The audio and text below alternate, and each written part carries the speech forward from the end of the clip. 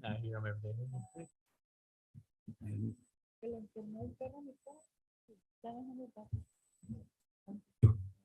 For a dog. They cost so much. Dentist, forget it.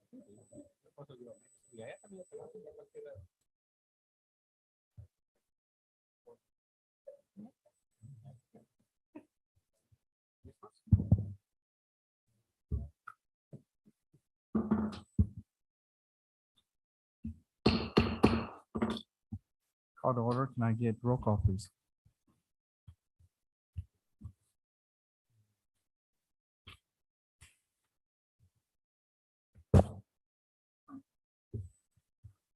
Councilmember Luis Cabrera, Present. Councilmember Aficaluna Carrasco, Present. Councilmember Jose Ponce, Present. Councilmember Matias Rosales, Present. Councilmember Gloria Torres,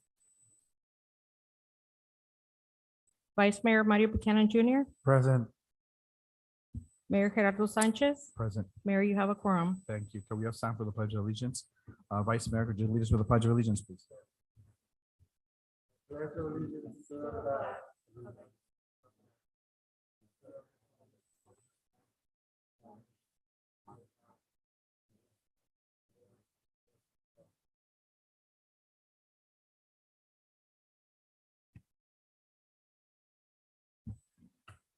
Let us pray.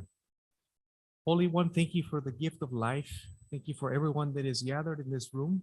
You have protected us throughout the night and have enabled us to wake up this morning and be ready to start our meeting. We thank you, Holy One. Let everything that is discussed here to be in the spirit of service to the community. Amen.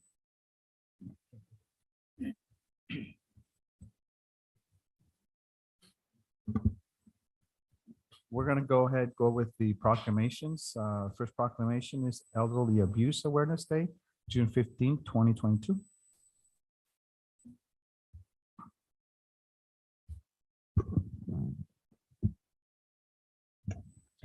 Whereas older adults deserve to be treated with respect and dignity to enable them to serve as leaders, mentors, volunteers, and vital participating members of our communities.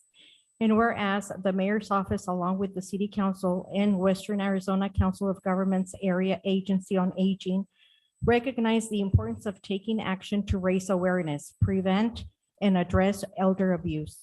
And whereas as our population lives longer, we are presented with an opportunity to think about our collective needs and future as a city, and ageism and social isolation are major causes of elder abuse in the United States.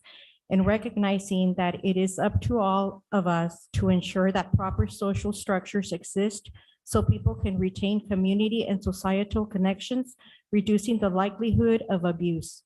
And whereas preventing abuse of older adults through maintaining and improving social supports like senior centers, human services, and transportation will allow everyone to continue to live as independently as possible and contribute to the life and vibrancy of our communities.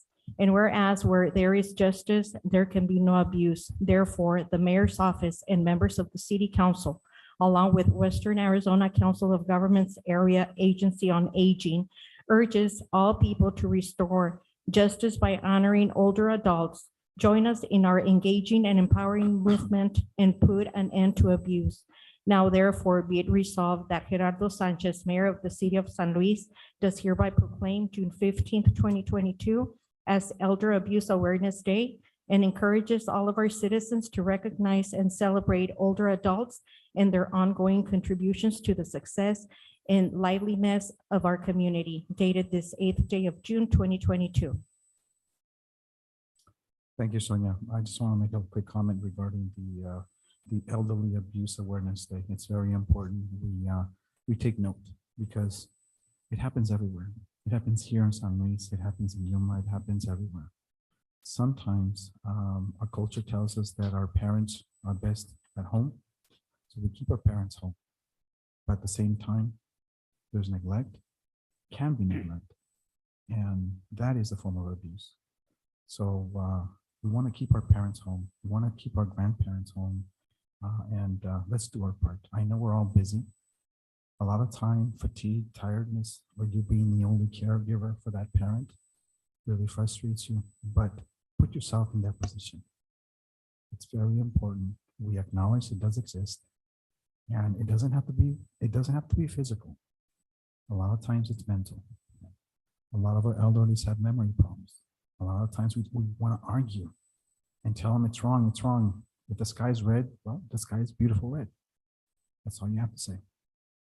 So it's something that's dear to me, and it's something we continue talking about, and it's very important. It's a very, very touchy subject, and I just want to make sure that there has to be some awareness, and we have to stop it. Thank you. We're going to go ahead and go with proclamation of the Waste and Recycling Workers Week, June 17th through the 23rd, 2022. Sonia. Whereas the citizens of San Luis recognize the often thankless job of waste and recycling workers. And whereas John R. Wood, second generation owner of R. Wood Site Services, began the annual observance of National Garbage Man Day on June 17, 2012, which was renamed to Waste and Recycling Workers Week in 2020. And whereas the people employed by local refuse collection and hauling companies contracted by the city of San Luis make significant contributions to the safety, health, and welfare of our citizens. And whereas, according to the Centers for Disease Control and Prevention, the eradication of many diseases in the Western world is due to, in large part, to higher public sanitation standards resulting from effective garbage disposal. And whereas the city of San Luis values and celebrates our local sanitation industry employees for their commitment to our residents and businesses in keeping our neighborhoods and streets safe and clean. Now therefore be it resolved that Gerardo Sanchez, Mayor of the City of San Luis, does hereby proclaim June 17th through the 23rd, 2022 as Waste and Recycling Workers Week, and invites everyone to recognize and celebrate men and women in the waste and recycling industry as frontline responders. Dated this 8th day of June, 2022. Thank you, Sonia. I just want to say if there's something from this proclamation to adhere, remember that the Centers for Disease Control is right. The vast majority of diseases are related to public sanitation. There's a reason why we see less diseases that are normally passed through poor sanitation in the United States. So we're very grateful for our sanitation workers, for everything they do. It's a very noble and humble job that is required. Thank you so much. And we're going to go with the next proclamation. Thank you.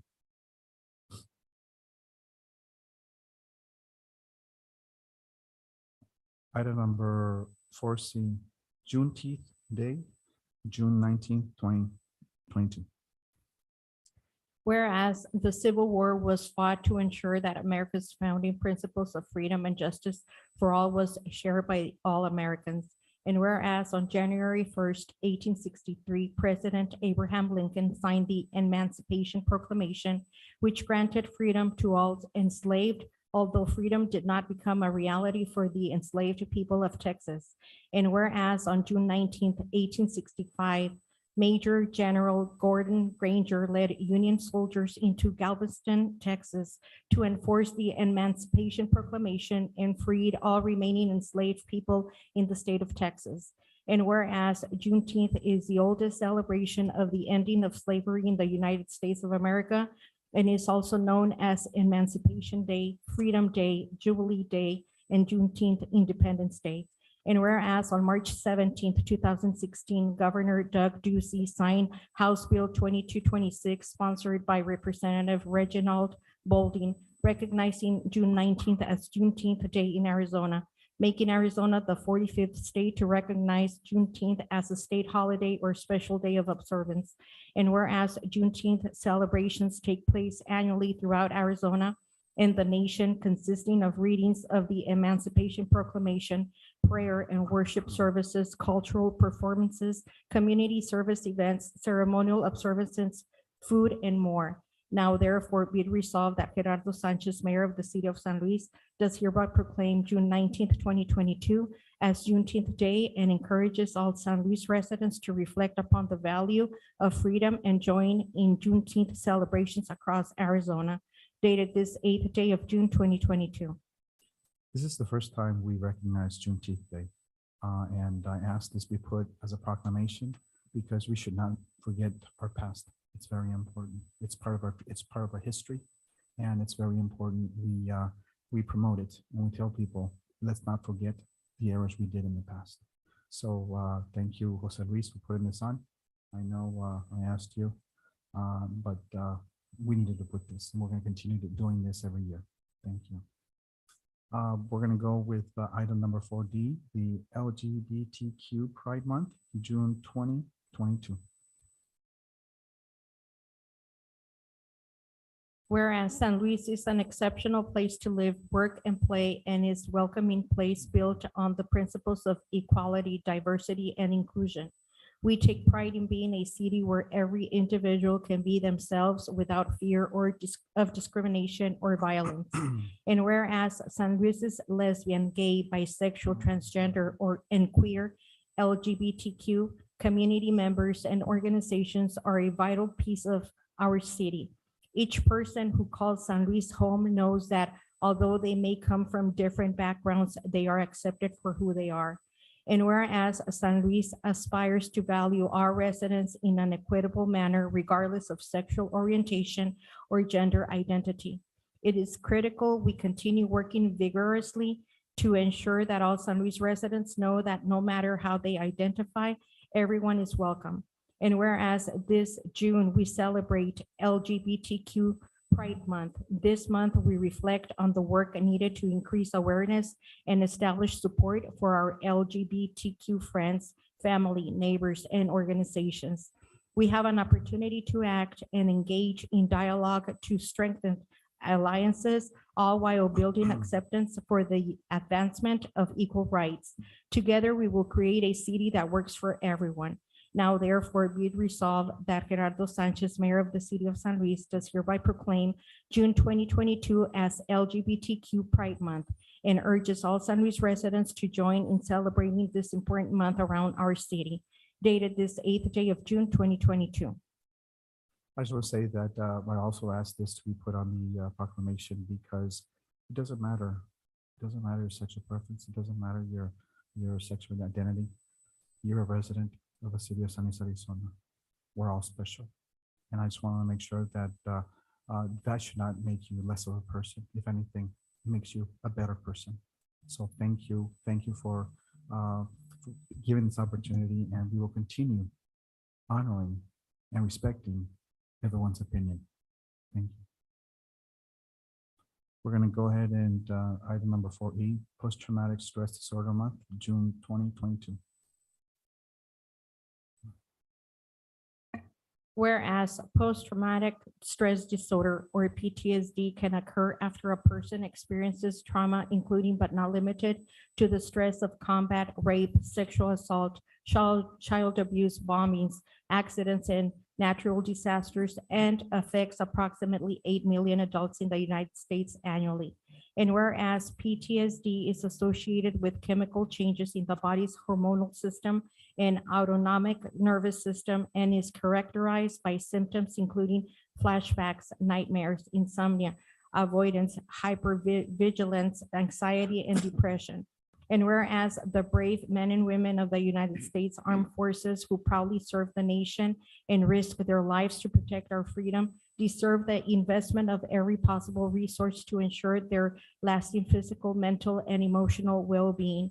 And whereas combat-related PTSD stress among our men and women in the armed forces is significantly pronounced, given that they are often exposed to highly traumatic events for weeks, months, and even years. And whereas between 10 and 30% of service members will develop PTSD within a year of leaving combat, while others may not develop symptoms until years later. And whereas despite its treatability, many cases of PTSD remain undiagnosed, and untreated due to a lack of awareness of this condition and the persistent stigma associated with mental health conditions. And whereas raising awareness of this condition is necessary to remove the stigma and to encourage those suffering to seek proper and timely treatment that may save their lives. And whereas all citizens suffering from PTSD deserve our consideration, and those who are affected by PTSD from wounds received while protecting our freedom deserve our respect and special honor. Now therefore be it resolved that Gerardo Sanchez, Mayor of the City of San Luis, does hereby proclaim June 2022 as Post-Traumatic Stress Disorder Month and encourages all of our citizens to recognize and celebrate older adults in their ongoing contributions to the success and liveliness of our community, dated this 8th day of June 2022. Thank you, Sonia. I'll just be short on this one. Post-traumatic stress disorder is almost always related to our men and women who serve in our armed forces. But the fact is, after COVID, we're seeing a dramatic increase of post-traumatic stress disorder from doctors, nurses, healthcare workers. It's becoming an epidemic, and it's been a challenge to treat people with COVID. It's been a challenge when you get sick from COVID, treating patients with COVID. And so we're seeing a dramatic increase, and the worst patients are the doctors, mid-level providers, the nurses. A lot of times they don't seek treatment. That only makes it worse. So this is a very, very important disorder that we need to recognize early. There's treatment for this. There's medication for this. And you don't take medication forever and ever. I just want to recognize that. I just want to make sure that we need to thank our men and women who serve in our armed forces, but we also need to thank our first responders, our paramedics, our firefighters, our police officers, who constantly are in harm's way for our benefit. So thank you, and we're going to continue with the next item. But before I continue, I want to recognize a special person who happens to be Adela Cortez. She is our Human Resources Director. She was a resident from San Luis, Arizona. In 1984, she moved to San Luis, Arizona. She came here, high school, and she left for school. She came back. Her mother still lives here, and she is now our HR Director. It took us some time, but Adela, would you stand up, please? I just want to recognize you. Thank you.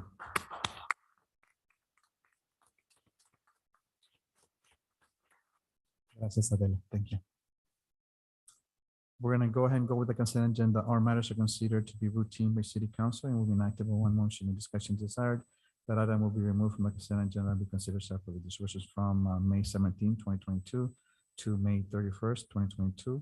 Was $1,072,820.72. I'll take a motion. Mayor, I make a motion to approve the consent agenda. Second. There's a motion on the floor. There's a second. All those in favor? Aye. All those against? Motion carries. Thank you. We're going to go with first action item number 6A, discussion and possible action on matters regarding acceptance and approval of the tentative budget for fiscal year 2022-2023. Monica Castro, Director of Finance. Monica. Good evening, Mayor, Vice Mayor, members of the council. Sonia, can you put up a PDF file, the one that says presentation? The third one. No, the third one. That one.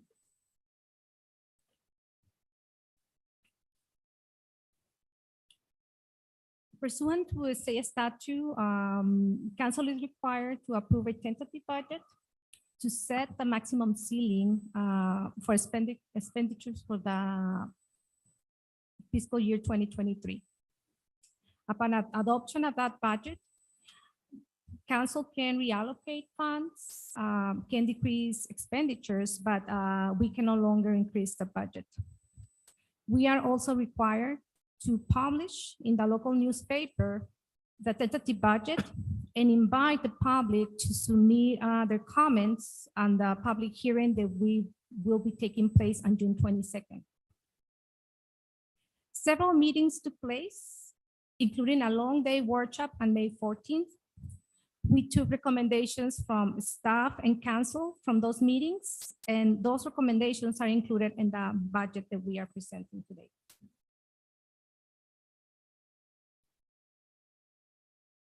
So this slide shows the summary of the tentative budget.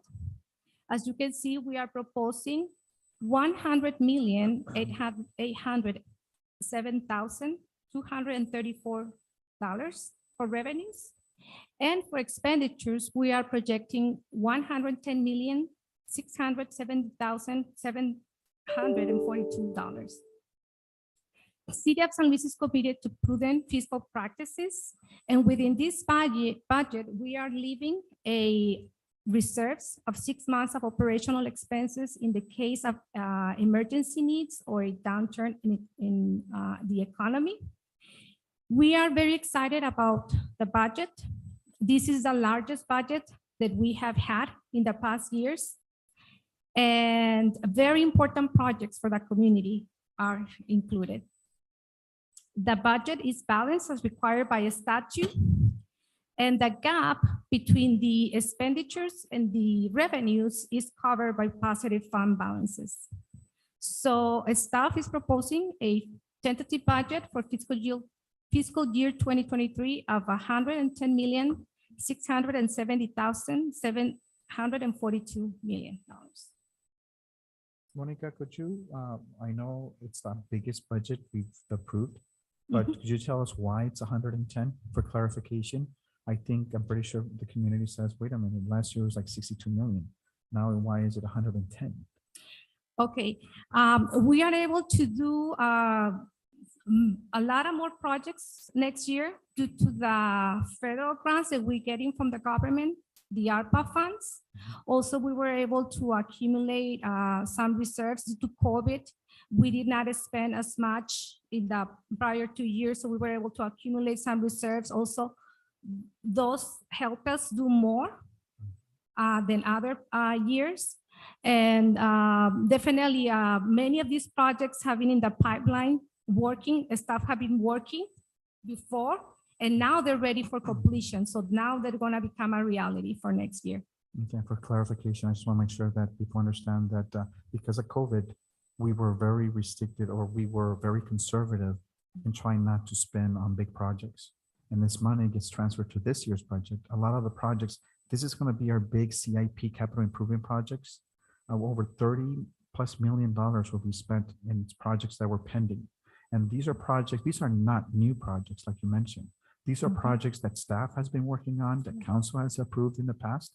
And that's just for clarification, because they look at 110 million and say, what are you going to do with it? No, there's this money is already destined to specific projects, and we do have a CIP capital improvement project list that people can look online. Okay. Right, like you explained also this year, we are introducing the electronic budget book. Residents can access it online. It gives much more detail than what I am presenting right here. You can learn more about the projects. It gives a description of the project, how much is spending. Some projects, even though we will be starting them next year, it will take 1 to 3 years for completion, but everything is done now. Yeah, I just want to clarify. Thank you, Monica. Proceed. Okay. The schedule that we are seeing right now at the screen is the official forms that are required by a state. We are required to file those. And also we are required to publish those forms in the local newspaper. This is the information that I'm presenting here is pretty much the detail of the summary that I presented in the prior slide. And the only difference that I would like to mention is that this line presents the line for the fund balances, which I just mentioned. We will have fund balances from prior years, which are helping us balance the budget. Also, in this schedule, we can see the money or the funds that the city is reserving for debt service, for capital projects, and for ensure the financial stability of the city. Equally important, this form presents the limits. We have expenditure limitations set by the state. The state requires to make this calculation to ensure that we don't spend more than what we are allowed. This year, the expenditure limitation that we have is 51.2 million, I believe, because I cannot see very clearly. 51.2 million. And the amount that is subject for limitation for the city is 48.5 million. So we are 2.7 million under. That means that we are in good shape. So this slide, like right now what you were mentioning, Mayor, present a view of some of the most relevant projects that we have for next year. We have a capital project budget of 27.8 million and a personal budget of 26.7 million.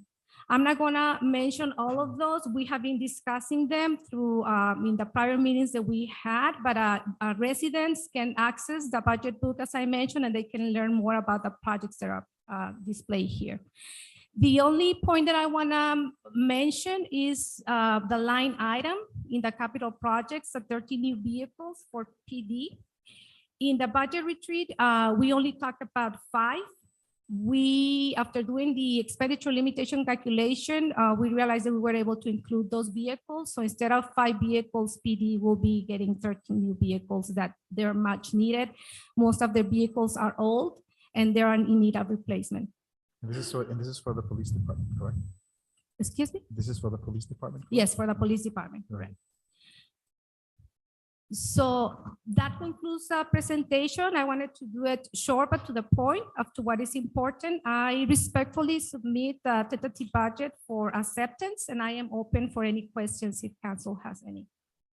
I just say, Monica, thank you, thank staff, thank all the directors for making this difference, because this is a big budget, a very big budget with a lot of projects.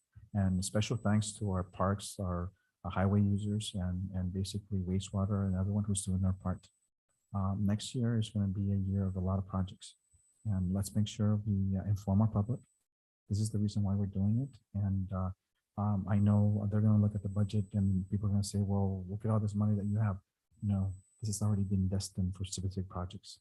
By law, we have to specify where we spend our money, and everything is online. I'm not hiding it. We've been recognized several times for our transparency. I thank you, Finance Department, for everything you do. Thank you. That's my comment. Thank you. If there's no any question, comments, I'll now entertain a I'd just motion. like to add, Mayor, Please. thank you for the presentation, Monica, and also like the mayor said, there's gonna be a lot of projects, so I know you guys do a really good job of working together, so thank you for that and supporting each other to make these projects become a reality. So very happy about especially today, the groundbreaking of the fire station. So it was nice to see all you guys out there. So thank you for all your hard work. Thank you. Anyone else? If not, let's approve this budget. Come on, guys. Around to the motion. I move to approve the tentative budget for fiscal year 2022-2023 as presented. Second. There's a motion, there's a second. All's in favor? Aye. All's against? Motion carries. Thank you. Thank you. Gracias. We're going to go with item number 6B, discussion possible action on matters regarding the memorandum of understanding between the city of San Luis and Yuma Metropolitan Planning Organization for the funding of the circulation, parking, and origin and destination study. Jenny Torres, Economic Development Manager. Jenny. Good evening, Mayor, Vice Mayor, members of the council. In October, we awarded a contract to Kimling Horn to develop the circulation study, the origin and destination study, and the parking study. During that time, YMPO had committed to providing us $35,000 for the origin and destination study, and NADOT was going to contribute $75,000. At that time, we awarded a slimmer scope of work, but we felt that we needed to award the full scope of work so that they would be able to gather all the data during the winter months. So we went ahead and awarded the full contract. What the memorandum of understanding specifies is that they will provide us the $110,000. That will cover the cost that pretty much will be on a reimbursable basis because we're pretty close to completing the studies. We hope to complete it hopefully by September or by the end of the year. So this document just pretty much says we'll give you the $110,000. Very good. Thank you, Jen. I have no questions. Any questions on council? Okay. If not, I'll take a motion. Mayor, I move to approve the memorandum of understanding between the city of San Luis and YMPO and approve fiscal impact as presented in the agenda item. Second. There's a motion on the floor. There's a second. All those in favor? Aye. All those against? Motion carries. Thank you, Jenny. We're gonna go ahead and go with item number 6C, discussion of possible action on matters regarding the replacement of the Ingram lateral pipe culvert at County 21st Street. Dr. Vera, Director of Public Works, please let us know. Proceed. Good evening, Mayor, Vice Mayor, members of council. So with this is a non-budgeted expenditure, non-expected problem to have. But we have a culvert that's leaking. It's for one of the canals that Yuma County Water Users maintains, the Ingram lateral. It's across County 21st Street. So it's been decided by the water users that it needs replacement. It has a total cost or estimated cost at this point of $63,450.78. And because the way they're splitting is that we're paying for half of it, Yuma County is paying for the other half. And on our half of the culvert, there's a head wall, so it's a little bit more than what the county will be paying for. And then it comes up to $34,155. Water users would be doing the work for us. So there's no bidding. They usually can do it for cheaper than a contractor can. Yeah. So that's one of those things that, that's the risk of having canals through our city. It just sometimes that this happens. And this is one that's going to require a full replacement of the culvert. I don't know if there's any questions. Mr. Rivera, I have no questions. Anyone has questions, concerns? If not, I'll entertain a motion. Mayor, I move to approve the payment to Yuma County Water Users Association in the amount of $34,155.39 for the improvements of the Ingraham pipe at County 21st Street, waive formal procurement code and authorize the use of funds as described in the fiscal impact of this item. Second. There's a motion on the floor. There's a second. All those in favor? Aye. All those against? Motion carries. Thank you. We're gonna go ahead and call item number 6D. Public hearing followed by discussion of possible action on matters regarding the recommendation of a special event liquor license application to the Arizona Department of Liquor License and Control to authorize the San Luis Frontera Rotary Club to sell alcohol at the 4th of July celebration held July 4th, 2022. I will now entertain a motion to open public hearing. Second. There's a motion on the floor. There's a second. All those in favor? Aye. All those against? Motion carries. This is now time for open with the public. Presentation before Angelica. Thank you. Good evening, Mayor and Council. I'm here with Marco. He represents San Luis Frontera Rotary Club. He's here. We're ready to submit the application for our liquor license for 4th of July, and we're ready for that event as well. So he's gonna say a little bit more information about the event as well. Okay. Good evening, Mayor, Vice Mayor, council members. As Angelica mentioned, I am with the Rotary Club. I am currently their Secretary and Activities Director. And once again, I'm here in front of you submitting a liquor license for our city's upcoming 4th of July celebration, we're more than happy to celebrate our nation's 246th anniversary. I got that one right. Good away. So we are ready for that. The club has talked about it already, so we're more than ready. We have already talked to Budweiser and stuff like that. So I know we're going to be more than ready. In the past, we've learned from past experiences that we need to have more than enough for our event. So I have submitted that application. I don't know if at this time there's any questions or any concerns or anything that council would like to ask. I'll be more than happy to answer that for you. All I can say is that you guys are gonna be busy. Okay, you guys will be busy. They expect a big crowd this year because of COVID last year. I think we did it virtual last year also. It was partial. Yeah, we did because- have it. Yeah. Yeah, we did it We did last 2 second. weeks. Yeah, exactly. So, but this year we expect a lot more residents and people from the outside coming to our 4th of July celebration. So you're gonna be busy. Yeah, and we do expect that, and that was something that was brought up to us for this year. So we are going to make the booth a lot. We're gonna have double the actual entrance and everything because we know we generally does get, we do get a lot of line. We do get a lot of traffic coming in through the booth. So in order to avoid that, we had already talked about it, but we know the fact that every year just gets bigger and bigger, which is a good problem to have, I guess. But we are gonna make it a lot easier for people to go in. Unfortunately, I think we're still gonna have a line. But we're gonna do our best to try to get everybody in and out of the booth and into the event celebrations as best as we can. Okay, mention. I have no other questions. Does any council member have any questions or concerns? No? No. Does the public have any comments or concerns regarding this? If not, I will now entertain a motion to close public hearing. Second. There's a motion on the floor. There's a second. All those in favor? Aye. All those against? Motion carries. I will now entertain a motion. Mayor, I move to recommend approval to the Arizona Department of Liquor Licenses and Control for the special event liquor license application to the San Luis Frontera Rotary Club as presented. There's a motion on the floor. There's a second. All those in favor? Aye. All those against? Motion carries. Thank you. Thank you very much. Have a good evening.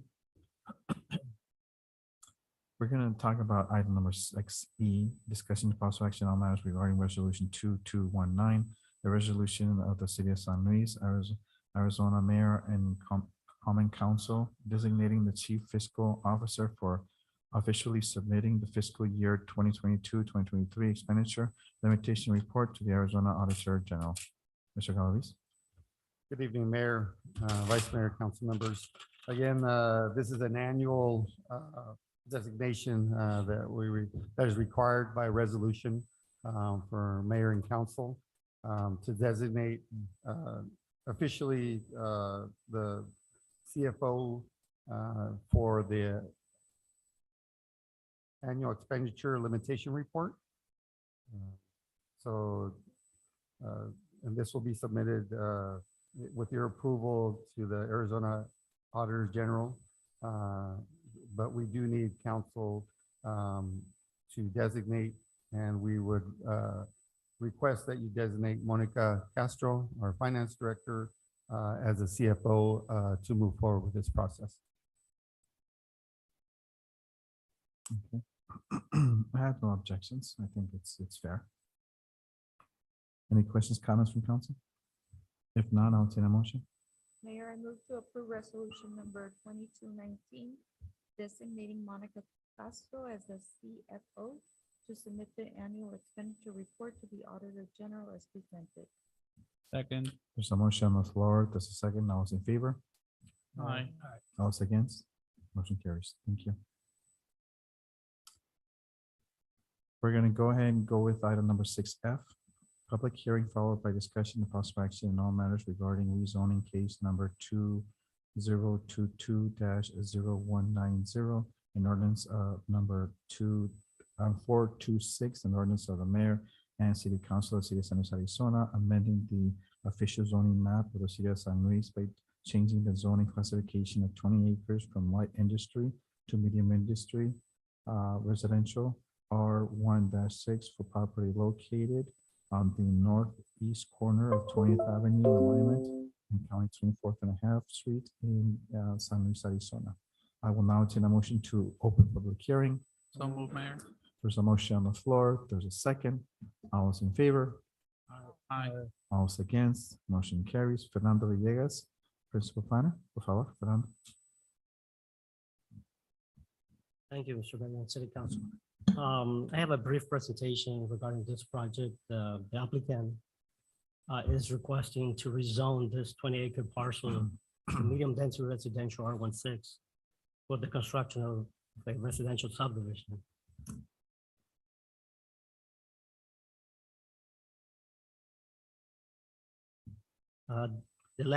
Just a reminder, the land use designation for the our subject property has been changed to medium density residential with the approval of the mayor amendment last year. So the slide shows the location of the property. The adjacent properties to the north, the adjacent property to the north was rezoned to R16 back in December of 2021. The property to the west is zone R16, and Comité de Bienestar is gonna build Bienestar Stage 12. And the property to the south adjacent is owned by the federal government, and the properties to the east are zone light industrial. And the next slide, we have an aerial view of the property located on the northeast corner of 20th Avenue and County 24.5 Street. Here we have a possible layout of the subdivision with 87 lots and a retention basin. As part of the review process, we had a citizen review meeting with no opposition. The Planning and Zoning Commission recommends approval with the following conditions. The owner applicant shall submit a preliminary plat for approval in compliance with the City of San Luis subdivision regulations. Condition number 2, any development of the property or portion thereof or the approval of any subdivision plat be conditioned upon payment to the city of the sum of $260 per acre of any portion of an acre as a proportionate contribution for traffic signal at the intersection of County 24 and Avenue E. And the last condition is the owner or the applicant must provide a road connection along 20th Avenue from the northeast corner of the subdivision to the yes of the phase 2. And this concludes the staff presentation. I don't know if you have any questions for staff or the applicant. And the applicant is also here to answer any questions. I have no questions. We've seen this item again, and so it needed to be done. So that's all I can say. Any questions from council? Concerns? Any questions from the public? Questions, concerns, comments? Mayor, if I may, there is a request to address the mayor and council on this item, and it is from Jonathan Klein, the applicant. I have been informed that he's not wanting to speak. Smart. Yeah, I was gonna say. That's good. Thank you. Since there's no comments from or concerns from the public or council, I will now entertain a motion to close public hearing. Second. There's a motion on the floor. There's a second. All those in favor? Aye. All those against? Motion carries. I will now entertain a motion. Mayor, I move to approve the reading of ordinance number 426 by title only. Second. There's a motion on the floor. There's a second. All those in favor? Aye. All those against? Motion carries. Ordinance number 426, an ordinance of the mayor and city council of the city of San Luis, Arizona, amending the official zoning map of the city of San Luis by changing the zoning classification of 20 acres from light industrial LI to medium density residential R1-6 for property located on the northeast corner of 20th Avenue alignment in County 24.5 Street, repealing any conflicting provisions and providing for severability. I will now entertain a motion. Mayor, I move to approve and adopt ordinance number 426. second. There's a motion on the floor. There's a second. All those in favor? Aye. All those against? Motion carries. That was the last item. We're gonna go with summary of current events. Events by mayor, city council members, and or city managers. Pursuant to ARS 38-431.02. Today was a very positive day for the city of San Luis. Today we saw the expansion. This is not just a substation. This is station number 2. It's a fire station. Meanwhile, it's going to be used by both fire and police. Hopefully, we'll have it finished by May of next year. It's an investment. It's a $1.4 million investment. This was planned. This had been in the plans, and I can commend the chief because he said we needed another station 4 years ago. So I just want to clarify that the city of San Luis does not pay property tax, and that property taxes you pay to the county. Your property taxes was not used to pay for this fire station. It's your sales tax, what you buy, what you spend, helps generate that money. And I just want to clarify that because there's this misconception that the city of San Luis pays property tax. You pay property tax to the county, not to the city of San Luis. You pay for the courthouse, you pay for the library. You don't pay for streets in the city of San Luis, for clarification. I just want to commend our fire, police, staff for making this possible. It's never about me. It's never about one person. It's about working together, the different departments, the fire department, the police department, the city council. I want to make sure that people understand that this fire station, there was a lot of people involved, okay? For this to occur, a lot of things had to happen. We went through a pandemic. We saved money because we didn't spend money. We put money aside for an emergency. So our residents need that public safety. So soon, they're gonna have fire station number 2. Soon, they will have a police station.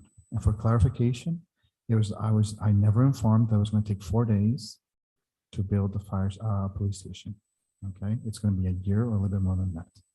But hopefully, this will facilitate the safety of our residents, especially in IFB. So while working together, we're making a difference. Thank you, council. Thank you, staff, for making a difference. You made a difference. Not me, but you made a difference. Thank you. Anyone else?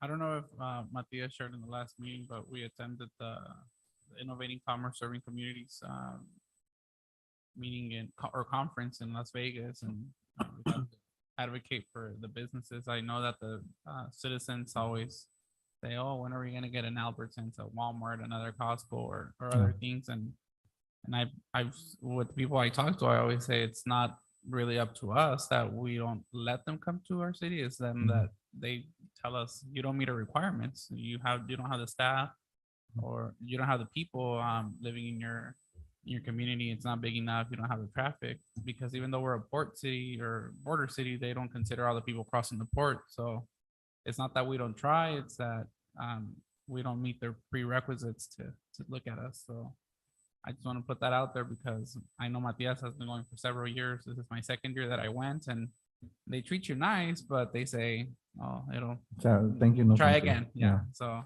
it's not for lack of effort. It's just that we're not that big to have an Albertsons, a Costco. I mean, not even Yuma has Costco. So yeah, just wanted to share that. That was a pretty good conference. That's good. Just want to say that definitely. There's a reason why Starbucks is here. We've tried many, many years. People have always said Starbucks, Starbucks, Starbucks, Starbucks. The environment had to be perfect. In our port of entry, we have between 8 and 9 million crossing every day. With the new port of entry, they're estimating the size of people between 14 and 16 million people are going to cross it per year. That's a humongous number. That's almost double the amount of people crossing. So that in itself, that has to do with something. So we're getting very good businesses. We're getting national franchise that are taking up San Luis. But they don't just come because they want to come. We need to go. And thank you, Luis, and thank you, Matias, and thank you, Jenny, for always going, because it does make a difference. And I see the comments that, why are we getting another Burger King? It's not up to us.